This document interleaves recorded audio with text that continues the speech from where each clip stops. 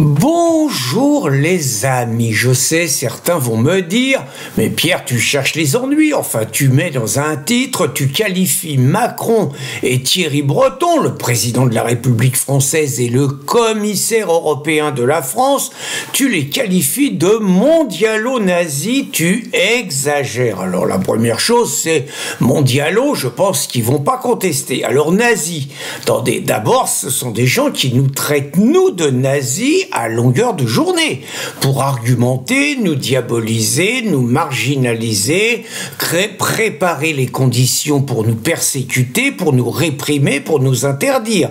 Or, et je vais le démontrer, nous sommes bien plus éloignés des nazis qu'ils ne le sont eux. Par exemple, ce sont des européistes. Or, ce sont des européistes qui défendent donc le fonctionnement de l'Union européenne.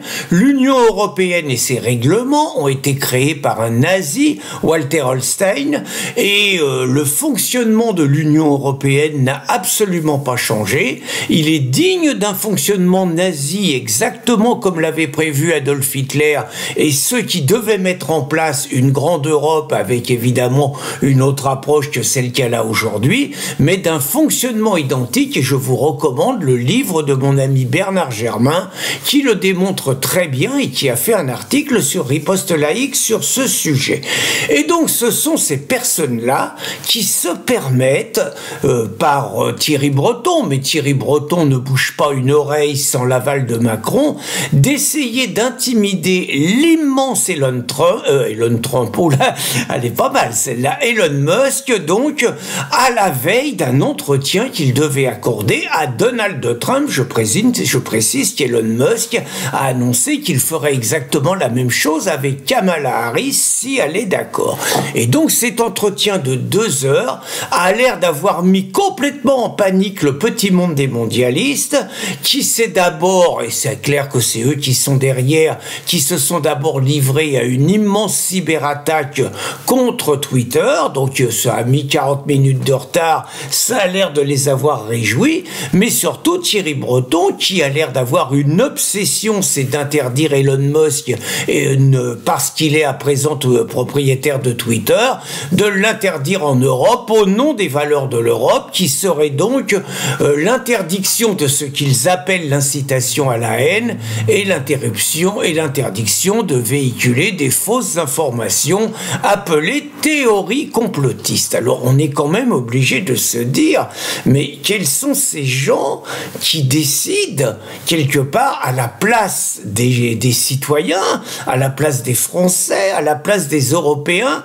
ce qui est bon ou ce qui n'est pas bon dans l'information? Quels sont ces gens qui, contrairement aux valeurs historiques de l'Europe, veulent nous interdire un libre choix, veulent nous interdire de nous faire notre propre opinion, mais qui veulent au contraire nous enfoncer dans la tête la seule vérité unique. Et quels sont ces gens, enfin, qui poussent à la haine ouvertement contre Elon Musk et contre Donald Trump? Faut-il rappeler que ce sont les mêmes qui, en 2020, ont volé la victoire, ont cautionné le vol de la victoire électorale de Donald Trump aux dernières élections, que ce sont les mêmes qui ont cautionné la fermeture du compte de Donald Trump, du compte Twitter qui comptait 80 millions d'abonnés, et que ce sont les mêmes qui ont demandé aux journalistes qui ont obéi servilement puisqu'ils étaient à 98% pour Biden contre Trump, donc qui ont ordonné aux journalistes, alors que Donald Trump était toujours en poste, était toujours président de la République. C'était le lendemain des élections. Donald Trump voulait commenter les graves entorses aux lois qu'il y avait eu lors de ces élections. Il a commencé à prendre la parole. Il a été coupé partout.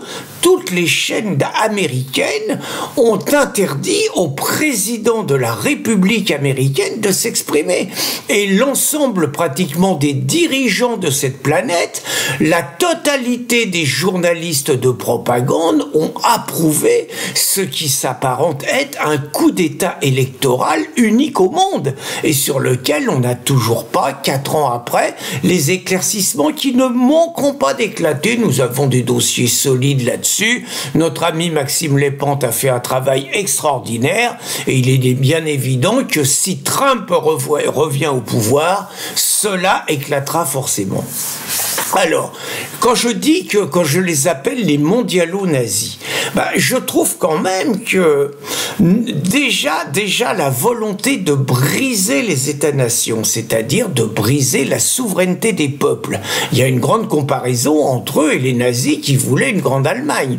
Je trouve que la haine d'Israël et la fascination de l'islam, il y a une grande similitude entre les nazis et les mondialistes aujourd'hui. Je vous rappelle que ce sont les européistes qui financent l'autorité palestinienne, qui elle-même finance le Hamas, qui n'a qu'une obsession, c'est rayer Israël de la carte du monde et éradiquer les derniers juifs qui existent encore sur la planète. Il y en a 15 millions. Donc, énorme similitude sur la volonté de persécuter toute opinion différente, tout dissident, et de soit les envoyer en camp de la mort quand c'était l'époque de l'Allemagne nazie, soit de les envoyer en rééducation, soit de les tuer socialement, parce que c'est ça, quand il s'agit aujourd'hui de la politique des mondialistes. Alors c'est intéressant de regarder, donc ces gens-là rêvent de faire fermer Elon Musk. Ces gens-là rêvent de nous faire taire. Ces gens-là veulent nous interdire toute expression dissidente, que ça soit sur l'immigration. Si vous critiquez l'immigration, la submersion migratoire, vous incitez à la haine. Si vous critiquez l'islamisation de votre pays, vous incitez également à la violence contre les musulmans. Si vous critiquez le wokisme ou la tyrannie des LGBT, vous êtes un raciste, vous êtes un homophobe, vous êtes un haineux. Si vous critiquez un tout petit peu l'Ukraine, l'Union européenne, l'OTAN, et si vous dites que Poutine n'avait pas trop le choix d'attaquer l'Ukraine, alors là je vous dis pas, vous êtes un agent soviétique. Si vous avez quelques réserves sur la politique du GIEC, sur la politique climatique et tout, vous êtes un faussaire, vous critiquez la science et tout, alors que c'est pas des scientifiques qui sont à la tête du GIEC. Si vous critiquez la dictature sanitaire et toutes les mesures liberticides qui ont été prises, vous êtes un conspirationniste, alors que c'est simplement eux qui sont les larbins des labos pharmaceutiques. Vous voyez, si vous critiquez l'Union européenne, si vous voulez sortir de l'Union européenne, vous êtes des nationalistes nazis, etc. Bon, vous voyez, c'est toute cette liberté d'expression qui faisait la richesse de l'Europe, qui faisait la richesse et la fierté de la France, qu'ils veulent nous interdire.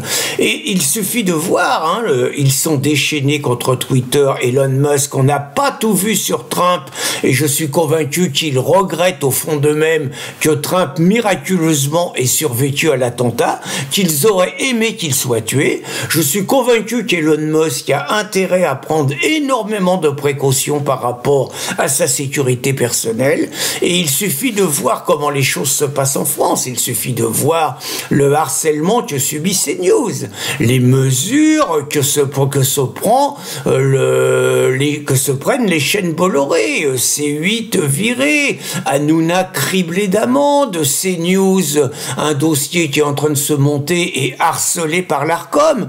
Il suffit de voir en Angleterre comment le régime des travaillistes, le régime des socialistes persécute le peuple anglais qui a le malheur de se révolter par rapport aux conséquences, et notamment sécuritaires, de la submersion migratoire qu'ils subissent avec les assassinats de gosses qui ont eu lieu dernièrement.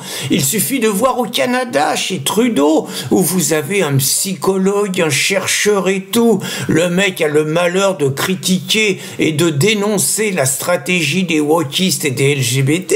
Le mec est condamné par la Cour suprême, je dis bien par la Cour suprême. même, le mec est condamné à un stage de rééducation d'une semaine. Enfin, un stage de rééducation d'une semaine. Je vous ferai remarquer qu'en France, les malpensants peuvent se voir condamnés à un stage de rééducation. C'est ce qui est arrivé à l'autre crétin d'insoumis Catanins, qui, pour avoir mis une gifle à sa femme, s'est pris un stage chez les féministes quand même. Enfin bon, vous voyez un peu, c'est pour ça, je crois réellement qu'il faut naturellement se battre à fond pour la liberté d'expression. Je vous ai mis 2-3 articles, une vidéo de Florian Philippot sur le débat Musk-Trump qui est vraiment excellente. Il faut se battre à fond, il faut se battre à fond pour nos libertés, et je crois plus que jamais qu'il ne faut pas hésiter à qualifier de nazis ceux qui nous qualifient nous de nazis, parce que les vrais nazis, les plus proches des nazis, les plus proches de leur méthode, ce sont les mondialistes. Bonne journée les amis.